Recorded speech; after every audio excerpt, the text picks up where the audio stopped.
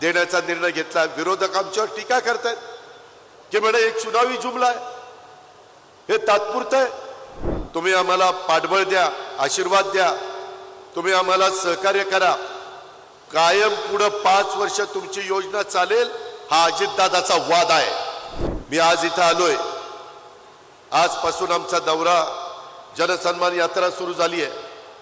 कालच मी महिलांच्या करता 19 तारखेला रक्षाबंधन आहे, आमचा प्रयत्न चाललेला आहे। 17 तारखेला जुलै ऑगस्टचे पैसे जे नियमामध्ये बसतात त्या महिलांना आतापर्यंत तो आकडा 1.25 कोटीपर्यंत पोहोचलाय। कदाचित तो 1.5 कोटीपर्यंत जाईल, 2 कोटीपर्यंत जाईल, हरकत नाही, तो तुमचा अधिकार आहे, तो तुम्हाला मिळाला पाहिजे। आणि काल मी 6,000 कोटी रुपयाच्या फाईलवर सही करून आज तुम्हाला भेटायला आलोय। ते पैसे तुम्हाला मिळणार आहेत, तुमच्या अकाउंटला जाणार आहेत, तुमच्या खात्यामध्ये जाणार आहेत। ते पैसे कसे खर्च करायचे तुमचं तुम्ही ठरवा।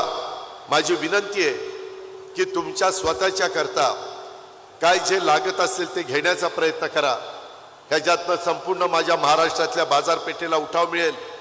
वर्षभरामध्ये 46,000 कोटी रुपये आम्ही आमच्या माय माऊलीच्या करता, माझ्या भगिनीच्या करता देण्याचा निर्णय घेतला। विरोधक आमच्यावर टीका करतात की म्हणे एक चुनावी जुमला आहे, हे तात्पुरतं आहे। मी माय माऊलींनी तुम्हाला सांगतो, तुमच्या ह्या सगळ्या मार्फत महाराष्ट्रातल्या जनतेला सांगतो, हे तात्पुरतं नाही। महायुतीचं सरकार पुन्हा त्या ठिकाणी आणण्याच्या करता तुम्ही आम्हाला पाठबळ द्या, आशीर्वाद द्या, तुम्ही आम्हाला सहकार्य करा, कायम पुढे 5 वर्ष तुमची योजना चालेल, हा अजितदादाचा वाद आहे। कुठेही आम्ही कमी पडणार नाही। तशा पद्धतीचं नियोजन इथं बसले सुनील तटकरे, ते पण 1 वर्ष अर्थमंत्री होते। मला पक्षामुळे 10 वर्ष अर्थमंत्री पद भूषवण्याची संधी मिळाली। त्याच्यात सगळ्यांचं योगदान आहे, कार्यकर्त्यांचं योगदान आहे। 10 अर्थसंकल्पाचे अनुभव असल्यामुळं कुठं काटकसर करायची, कुठं त्या ठिकाणी बचत करून बचत केल्यानंतर अशा प्रकारच्या योजना आणायच्या, ह्या पद्धतीने आपण केलेलं आहे। विरोधक विरोध करताय, काही जण म्हणतात की अवघटकेच आहे, नाही। आपलं महाराष्ट्र शासन आर्थिक बाबतीमध्ये सक्षम आहे। छत्रपती शिवाजी महाराज, शाहू फुले आंबेडकरांचा हा महाराष्ट्र आहे, बिरसा मुंडांचा हा महाराष्ट्र आहे। आणि त्यामुळं इथं आपण कुठली अडचण येऊन देणार नाही। तुम्ही गॅस सिलेंडर वापरता, किती महिला गॅस सिलेंडर वापरतात हात वर करा, बऱ्यापैकी वापरतायत।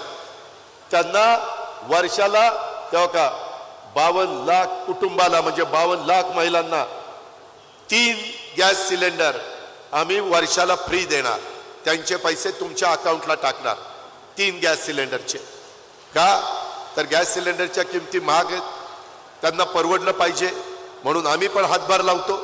शेवटी राज्य कशाला करायचं असतं? सर्वसामान्य माणसाला एक समाधानाचं जीवन जगण्याच्या करता राज्य करायचं असतं। वेगवेगळ्या 18 पगड जाती 12 बलुतेदारांना न्याय देण्याच्या करता राज्य करायचं असतं। हिंदवी स्वराज्याची स्थापना महाराजांनी कशा करता केली? रयतेचं राज्य स्थापन करण्याकरता केली।